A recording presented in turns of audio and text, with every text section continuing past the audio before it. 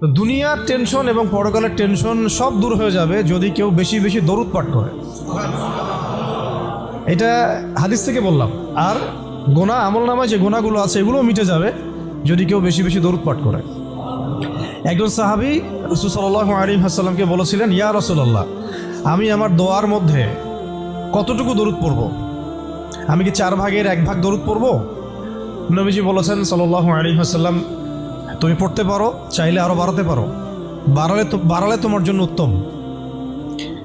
ইয়া রাসূলুল্লাহ, আমি কি তাহলে 3/1 দরুদ পড়ব আর 2 ভাগ দোয়া করব? নবীজি বললেন, করতে পারো, বাড়ালে তোমার জন্য উত্তম। ইয়া রাসূলুল্লাহ, আমি কি তাহলে অর্ধেক দরুদ পড়ব আর অর্ধেক দোয়া করব? নবীজি বলছেন, বাড়ালে উত্তম, চাইলে করতে পারো। ইয়া রাসূলুল্লাহ, আমি কি তাহলে আমার পুরো দোয়াটাই শুধু দরুদই পড়ব আপনার উপরে?